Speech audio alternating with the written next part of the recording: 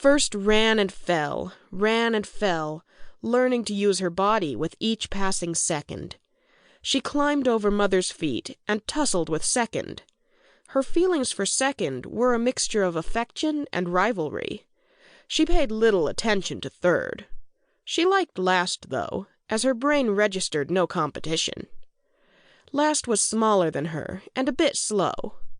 She nuzzled him, and he made a little cooing noise at her. First looked upon her world and sucked in the smell of conifers, ferns, water, predators, and prey. Her visual cortex sizzled with new data. Little by little, she made sense of the flood of images. Hills, water, plants, and other animals. She peered up at Mother, and an ancient part of her brain understood that she was destined to be like her. She lived in a dangerous world, but was meant to be among the mighty rulers of it. She surveyed her kingdom, let loose with a mighty roar, and promptly tripped over a small twig. Chapter 4 September 2001 I stood outside my father's hospital room a long time, unable to step inside. His left arm and right leg were bound in casts. A triangular bar hung by a chain over his bed. He grabbed it with his right hand and pulled himself upright. Even through the hospital pajamas, I could see his biceps bulge. Hospitals have a certain odor that you forget once you leave, but step back into one and that smell excavates memories of every other hospital visit. The smell of sickness and alcohol were working on my nerves, and I wanted to be anywhere but here. I was about to turn away and head back down the hall when my father spotted me lurking by the door. "You coming in?" he said. "Or you just stopped by to oogle the nurses?" I stepped inside, took off my jacket, and slid a chair round next to his bed. I was very aware of my heart beating. "Hi, Dad. It's been a while." "Dylan, damn good to see you. You're looking good." "I wish I could say the same for you. You look like hell." He said something, but his voice rasped, and I didn't catch it. I leaned in close until he shot me a nasty look. I backed off, gave the man some space. He poured himself a cup of water from the plastic pitcher on his bedside table.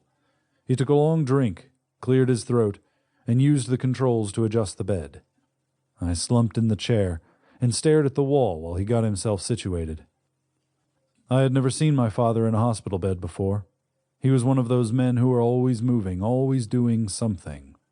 I had countless memories of him building things and fixing things and driving.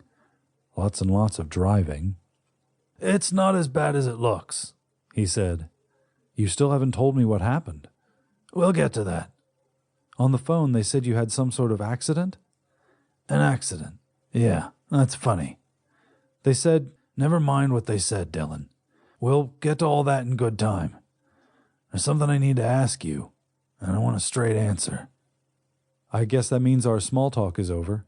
"You guess right." He locked his eyes on me for a long time.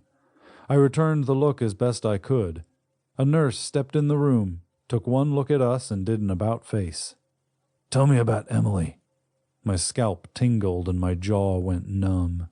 I said, "Who?" "Emily," he said, louder now, his voice revving up to its old power. "Tell me about her."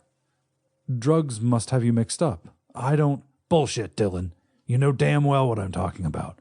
I can see it in your eyes. You forget. I read people the way you read books. You still read a lot of books?" "A few. Teachers need to keep informed." "You, a teacher," he uttered a little laugh.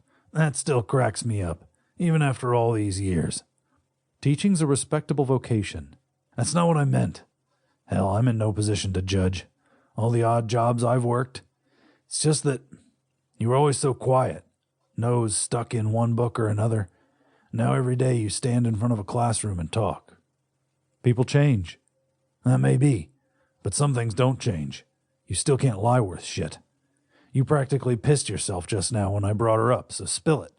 Tell me about Emily." "Emily was always there for me," I said.